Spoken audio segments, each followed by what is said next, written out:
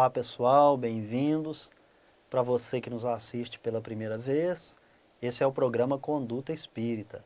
Aqui nós apresentamos a vocês os nossos comentários sobre capítulos da obra Conduta Espírita, que foi ditada por André Luiz Avaldo Vieira e é uma edição da Federação Espírita Brasileira. Nós estamos no capítulo 25 e nesta obra André Luiz apresenta as suas indicações para uma conduta espírita desejável. Nós acreditamos que seguir esse roteiro, que está totalmente de acordo com a codificação espírita, fará com que o espírita alcance o objetivo de ser verdadeiro cristão. Então, no capítulo de hoje, André Luiz nos convida a promover uma reflexão sobre a nossa conduta perante os mentores espirituais. Quem são esses mentores espirituais? Nós fizemos a separação para tratarmos aqui hoje sobre a autoria das mensagens, a essência, os princípios e postulados espíritas, a questão da identificação, a necessidade de utilizar a comunicação para a autoelevação, para o autoburilamento. Também vamos falar um pouquinho sobre a questão da evocação e do estudo. Essa mensagem permeia um relacionamento e intercâmbio com o plano espiritual.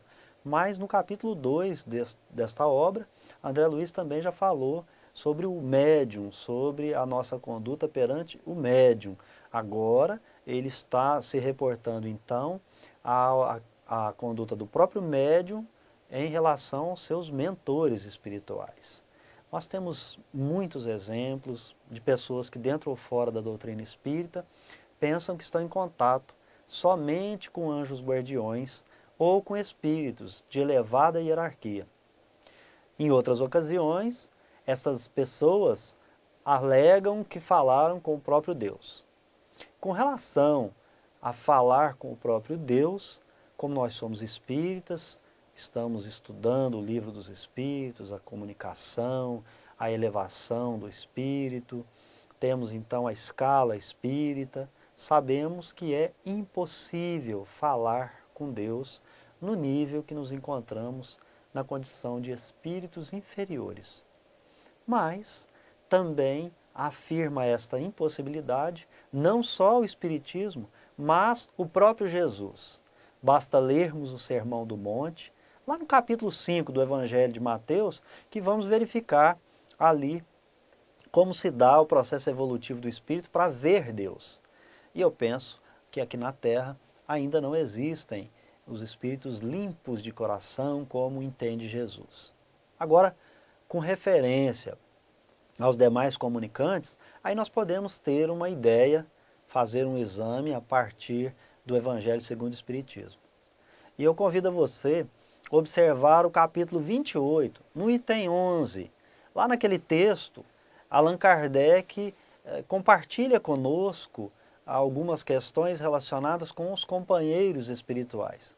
E a certa altura, então, ele irá dizer que além do anjo guardião, que é sempre um espírito superior, nós vamos ter outros espíritos que vão comunicar conosco. São os espíritos chamados protetores. E esses espíritos, apesar de não serem tão elevados, não deixam de ser bons espíritos, espíritos magnânimos. E onde é que nós vamos encontrar esses espíritos? Esses espíritos estarão entre os amigos, entre os parentes, entre até pessoas que não conhecemos na existência atual.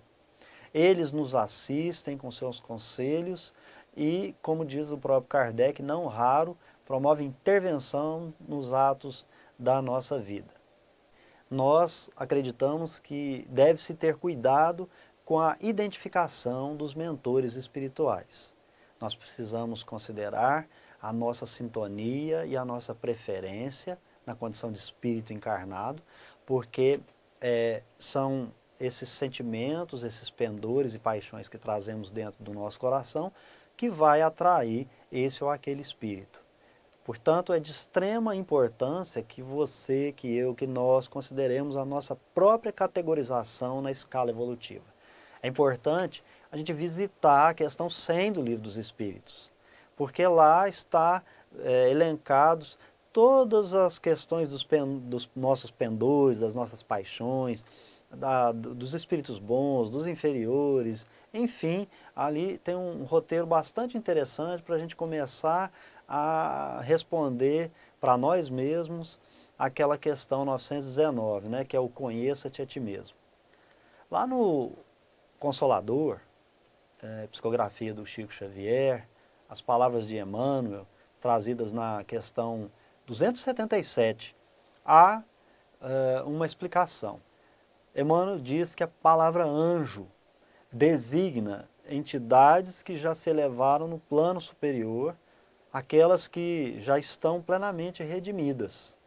Na Terra, ao contrário do que muitos dizem, nós poderíamos então responder somente com essa questão da impossibilidade de ter se falado diretamente com Deus, apesar de que as leis divinas estão na nossa consciência.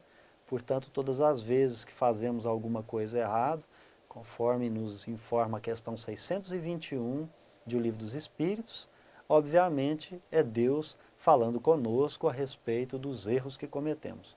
Mas, obviamente, Deus não nos constrangeria com a sua presença misericordiosa e magnânima, e Ele coloca então pessoas que vibram na mesma frequência conosco, principalmente aqueles que já desencarnaram, mas para falar conosco.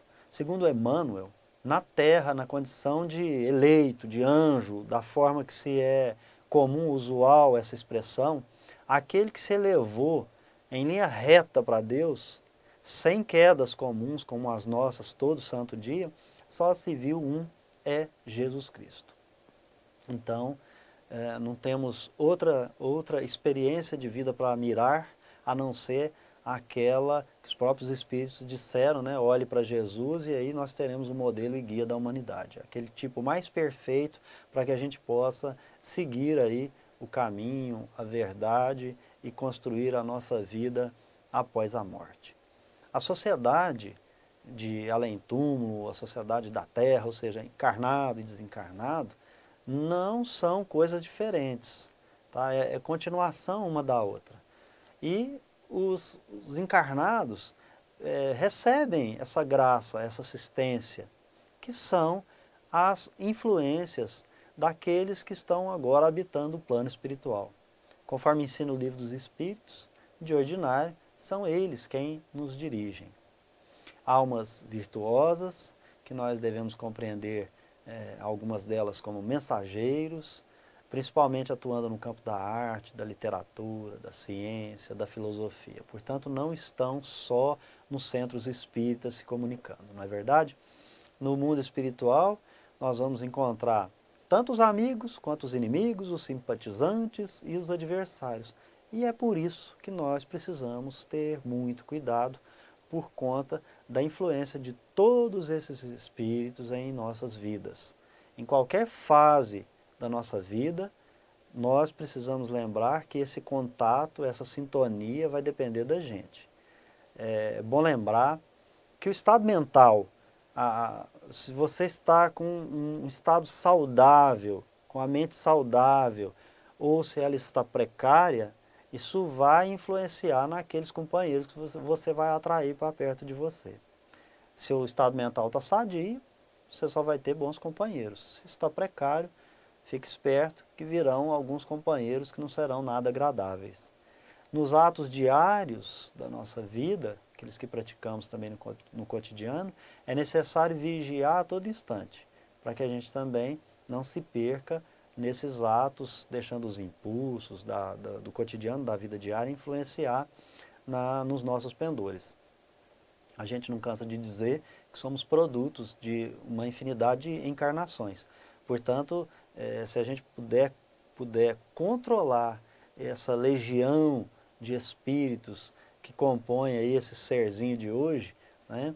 De vez em quando aparece um espírito não muito adequado aí para lidar com o dia a dia, com o cotidiano. O que é isso? Isso aí é aqueles atavismos, né? em que nós não nos livramos, e também aqueles pendores e paixões. De vez em quando balança um pouquinho para lá, um pouquinho para cá, esse vaso, como diria Paulo, e aí vai ter um lodo lá no fundo que de repente ele vai sujar toda a água que nós estávamos purificando. Então é bom ter cuidado. Sabendo disso, um comportamento vaidoso é aquele médium que julga que os amigos espirituais são sempre instrutores, são guardiões de uma hierarquia elevada. A esses é importante fazer uma advertência, porque a maioria dos espíritos que nos atendem são modestos e pertencem a uma sociedade espiritual bastante humilde. Eles são discretos, são amorosos, nos socorrem nas horas mais gravosas, nas piores horas, eles estão ali para nos socorrer e nos atender. E é interessante lembrar que esses espíritos são dirigidos por entidades de elevada hierarquia. E são os espíritos de elevada hierarquia os amigos dessas entidades humildes que vão nos favorecer. Portanto, às vezes um espírito de uma envergadura está intercedendo por nós, mas é em razão da intercessão já promovida por aqueles espíritos humildes, né? Seguindo por essa linha de raciocínio, como deve ser o comportamento do médium no intercâmbio e na vida? Então é óbvio que no trato diário ele também tem que promover essa mesma conduta que ele vai ter em todas as sessões espíritas e também nos trabalhos fraternos de uma casa daquele grupo. Ele deve tratar dignamente todos os espíritos, principalmente os sofredores. Se livrar de todos os preconceitos de raça, religião, cor, posição social, deve agir com muita bondade, com discrição, com discernimento, perseverança e sacrifício. Tem que sair contando nada que aconteceu na casa espírita, na rua, para os outros, e principalmente com o espírito, né? Se você sai falando de uma experiência que manteve com espíritos numa casa espírita, pode saber que não vai ter como você esconder mesmo, né? E você vai ser cobrado por isso. E essas condutas, na realidade, são mecanismos de autodefesa, porque vão advir, né, das nossas virtudes que alcançamos, e essas virtudes precisam ser externadas em atos. Com isso, o médium se elevará para uma faixa magnética, onde estará aquele que é o responsável pelo seu trabalho espiritual. Então, ao contrário de esperar o benfeitor descer, somos nós que temos que nos elevar até o benfeitor. Nós que temos que mudar de faixa vibratória. Por que isso? Porque se você continuar na mesma faixa que está, você vai ter muito mais influenciação. E quando você procura estar na faixa vibratória do seu mentor espiritual, você vai combater aquele bombardeio de influenciações que vão interferir na casa mental, na sua mente. E, portanto, sessões de fenômenos precisa que o núcleo espírita esteja muito consciente do serviço que vai fazer. Precisa ler, meditar, comentar as lições morais da codificação. Olha, Jesus trouxe um ensinamento que é o amor, mas não é atual, porque quando Moisés recebeu o Decálogo, ali já havia a lei do amor bem no início. Isso é tão verdade que no livro Boa Nova, de Humberto de Campos, Jesus conversa com Tiago e a certa altura pergunta para ele como é que ele entendia da prática da lei divina. E ele vai dizer que é olho por olho, dente por dente. Jesus vai adverti-lo de que ele não entendeu nada. Porque como é que você pode requerer uma reparação na mesma medida, sem renúncia, sem perdão, sem indulgência, sem benevolência, sendo que o primeiro mandamento é amar a Deus sobre todas as coisas. Por isso, Jesus vai nos ensinar que é impossível amar a Deus se nós não amamos a sua criação. Fora isso, pessoal, o intercâmbio ele vai ser prematuro, vai causar desânimo, vai causar incompreensão nos componentes e vai iniciar processo obsessivo grave. Sabemos que existem as mediunidades que não são ostensivas. E muitos, mas eu não estou em contato com o mentor espiritual. Está sim. Você pode interpretar no plano intuitivo, a palavra desses guias. E para se comunicar com os espíritos, não basta querer só, é necessário se preparar. Vamos aqui falar um pouquinho de uma obra muito pouco estudada na Casa Espírita e que ela se encontra aqui na obra Iniciação Espírita de Allan Kardec, onde tem 3 opúsculos, 3 livrinhos, Espiritismo em sua mais simples expressão, o que é o Espiritismo, instruções práticas sobre manifestações espíritas. Então, nas instruções práticas sobre as manifestações espíritas, nós vamos encontrar Allan Kardec dizendo que, com relação às comunicações, a se tornar médium, à preparação, ele diz assim, a solução desse problema é mais complexa do que se parece à primeira vista, uma vez que depende de conhecimentos preliminares extensos. Ora, não basta só amar, é preciso se instruir. Não é à toa que Jesus nos deu essa advertência. Ele diz o seguinte, será contrassenso pensar que nesta obra encontre-se uma receita universal e infalível. Ele dá a base. É necessário que o espírita, o médium, estude por si mesmo, faça as suas investigações, se eleve moralmente, para que ele possa ter resultado útil com o trabalho mediúnico. Ele diz assim ainda, embora possa parecer mais racional começar pela prática, julgamos aqui que esse não é o caso. Há uma convicção moral que só o raciocínio pode dar. Aqueles, pois, que tiverem adquirido as primeiras noções pelo estudo da teoria, compreenderão melhor a necessidade de certos preceitos recomendados na prática e mostrarão em relação a eles disposições mais favoráveis. E aí ele vai falar que conduzindo os indecisos no terreno da realidade, destrói-se preconceitos, os quais prejudicam o resultado que se intenta alcançar. Evita também o conhecimento, evita ideia supersticiosa. O conhecimento e o estudo acaba com aquela noção falsa e incompleta de fenômenos. Portanto, eu convido a você para ler um pouquinho desta obra Iniciação Espírita, onde tem essas 3 obras e principalmente instruções práticas sobre as manifestações espíritas. Essa obra ela foi editada antes de ser editado o Livro dos Médiuns, mas nós pensamos que para o iniciante tem um resumo tão importante, tão instrutivo, e seria muito bom que antes de você ler o Livro dos Médiuns, dá um apanhado nesse livro, vai ser um resumo bacana que você vai ler, vai se apropriar dessas informações, desses princípios, dos postulados. E aí você então terá uma condição melhor para depois, no Livro dos Médiuns, aí então desenvolver todo um estudo mais profícuo, né? E nós gostaríamos também de lembrar que com relação às mensagens, é necessário promover o controle universal do ensino dos espíritos.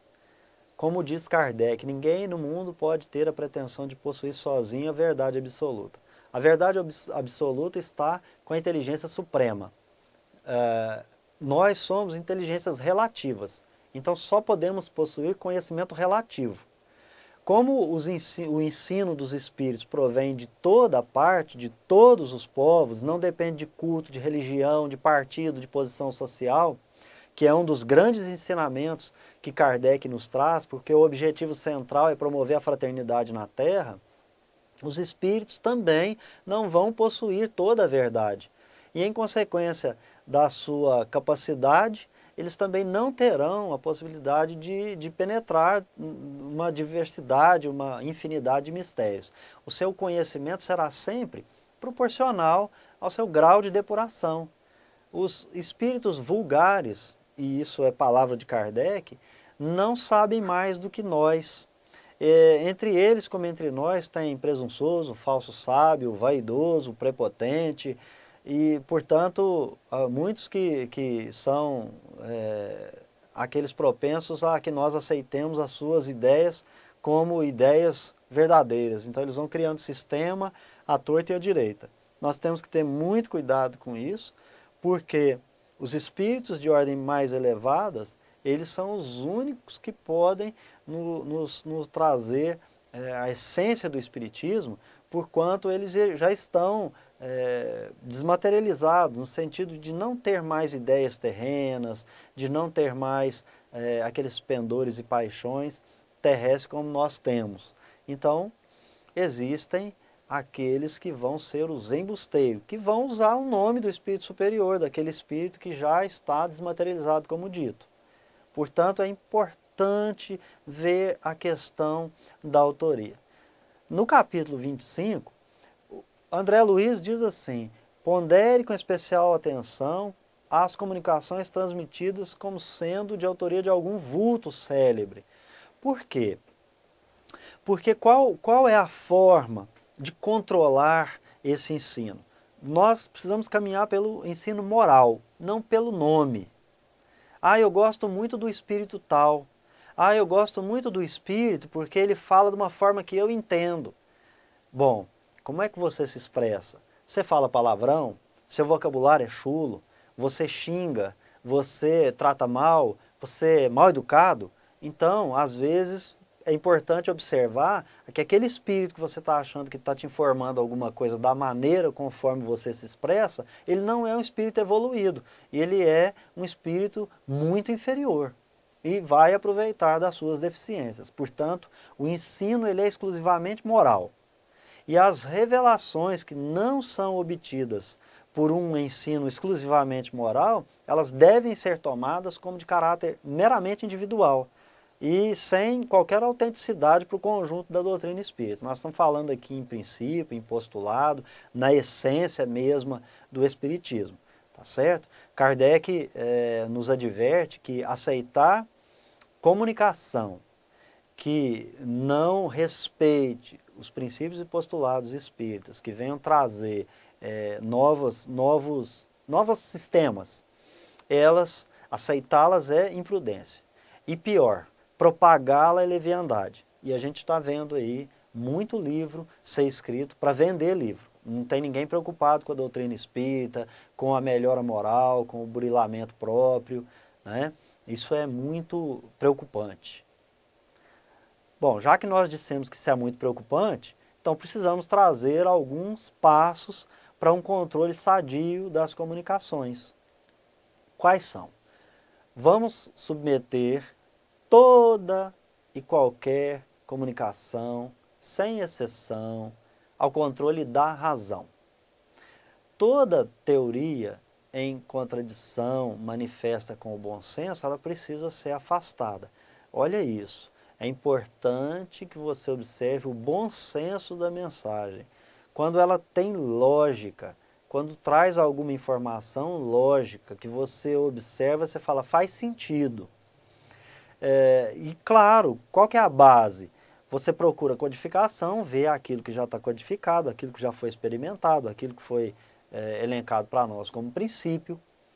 E se tiver fora, se tiver contra, você vai afastar aquela mensagem não vai nos servir.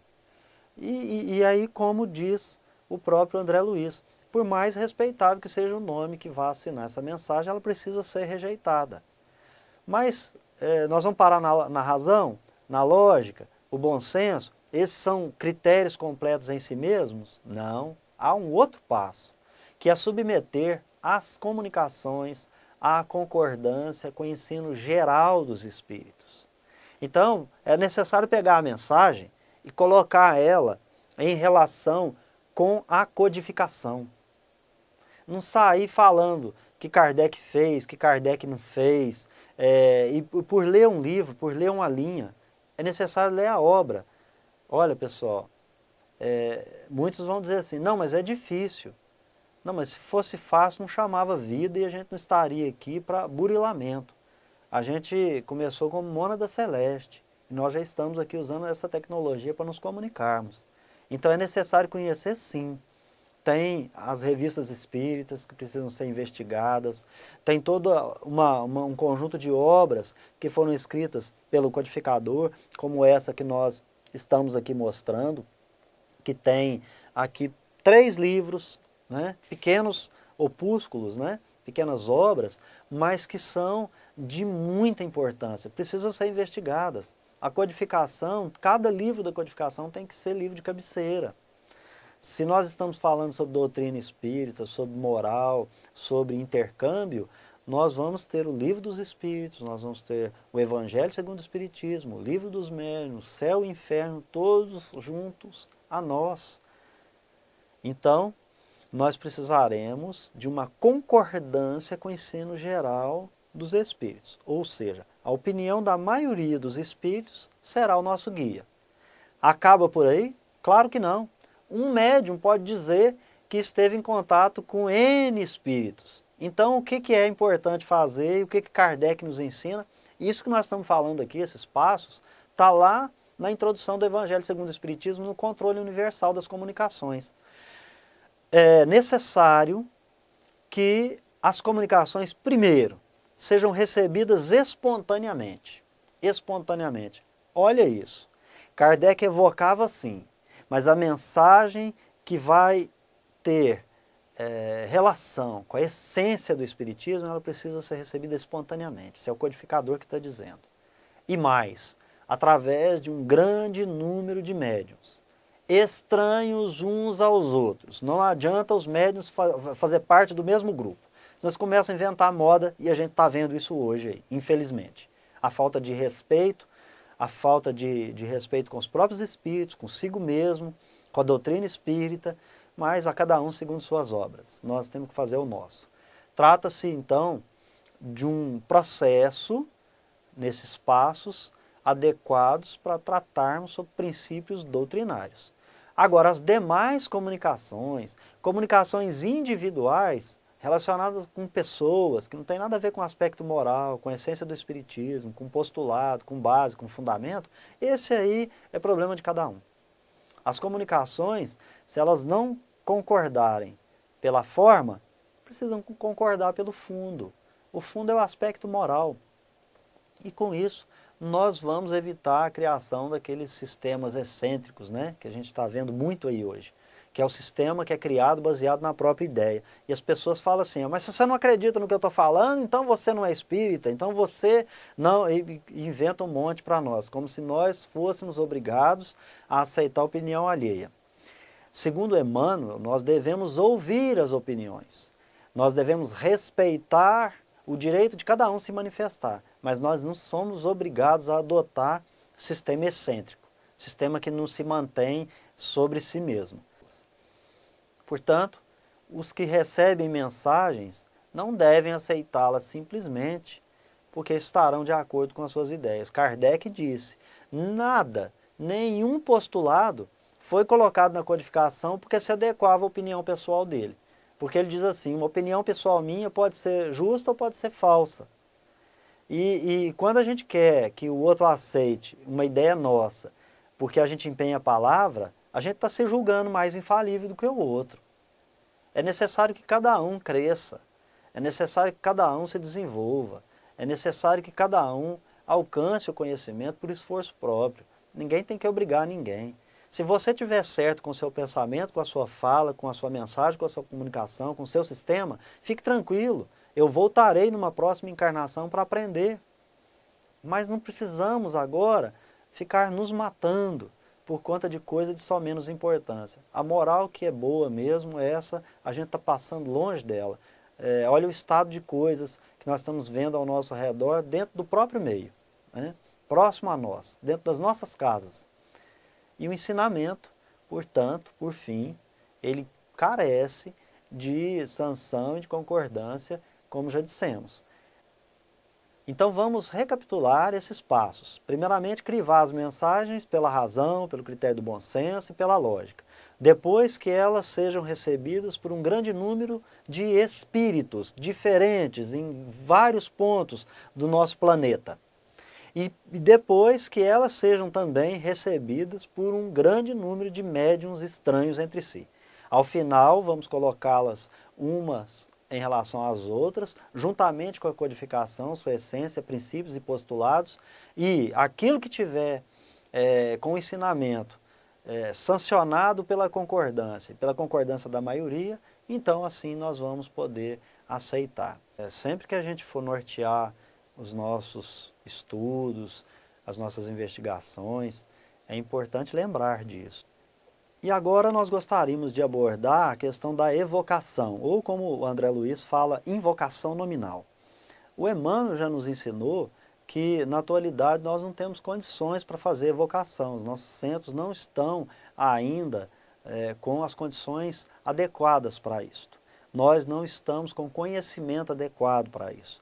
E o próprio Kardec disse que quando vai se tratar de essência do Espiritismo, essa mensagem é preciso vir espontaneamente. Portanto, buscar identificar espírito por nome, por isso, e dar oportunidade para o azar, porque vai aparecer, né?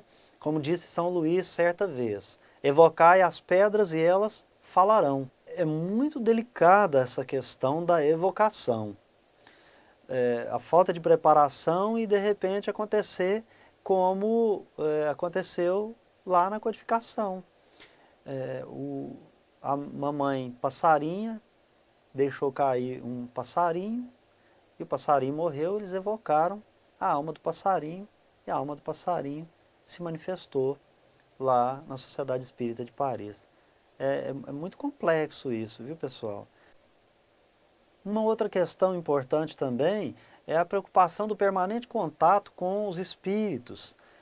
Consultar toda hora, em casa. O lugar para consultar os espíritos é no momento adequado, no dia combinado, numa sessão espírita, onde tem um ambiente adequado para essa finalidade. No mais, nós temos as nossas responsabilidades, é cada um na sua, seguindo vida, né? O tempo é precioso para todos, nós precisamos respeitar os nossos irmãos espirituais. E outra coisa também é a rendição à vontade exclusiva do espírito, né? Ficar trabalhando para o espírito. Cuidado com os espíritos zombeteiros, com o espírito que vai usar você como marionete. A questão aqui é a mesma. Bom senso, aspecto moral, a razão, o aspecto da lógica, a comunicação ter sido recebida em outros locais. Tem que ter muito cuidado. Porque por conta dessa rendição cega aí, muito sistema está sendo criado e espiritismo passa longe de determinadas casas por conta da fascinação que alguns médiums têm com os seus chamados espíritos mentores. E além disso, não ficar pedindo a todo instante, a todo momento, para aqueles que nos foram caros e que já se foram, não é verdade? A gente precisa imitar a comunhão com aqueles que foram bons para nós. Então, deixar eles seguirem vida no plano espiritual, continuar o seu próprio burilamento. E finalmente, quando tivermos a companhia de um bom espírito e que ele nos enderece alguma palavra pessoal de carinho, de conforto, de encorajamento, nós não ficarmos nos sentindo vaidosos e privilegiados por conta disso. Pelo contrário, nós devemos ter um compromisso maior com esses amigos. Mas como é de costume, ao final das mensagens, André Luiz cita para nós o Evangelho. E desta vez não é diferente, ele traz a primeira epístola de João, o capítulo 4, versículo 1, onde diz assim: Amados, não creiais a todo espírito, mas provai se os espíritos são de Deus. Então, aqui nós temos a compreensão de que devemos comunicar-nos com todos, mas quando nós formos buscar a palavra, o ensinamento, é necessário certificar se eles são de Deus. Como é que nós vamos certificar? Com aqueles passos da razão, da lógica, do bom senso, da moral, da comunicação de diversos espíritos para concordar os ensinamentos e essas comunicações também terem sido recebidas por uma diversidade de médiuns desconhecidos entre si, para que ao final tenhamos então o controle universal das comunicações. Meus amados, esse foi o nosso Conduta Espírita de hoje, esses foram os nossos comentários. Nós esperamos que você possa aí deixar a sua opinião, seu like, dislike, deixar a sua sugestão, escrever o que você pensa. Enfim, aqui é um local onde você também pode se expressar. Use esse espaço, clique no sininho, receba as notificações dos novos vídeos e se inscreva no canal. que é o mais importante, para você nos ajudar aí a deixar mais algumas mensagens para vocês aí acerca da divulgação da doutrina espírita, nos auxiliando, por fim, espalhar o bem e a paz na Terra. Que Deus abençoe a você e sua família, revelarem religiosidade e espiritualidade. Um abraço e até o nosso próximo encontro.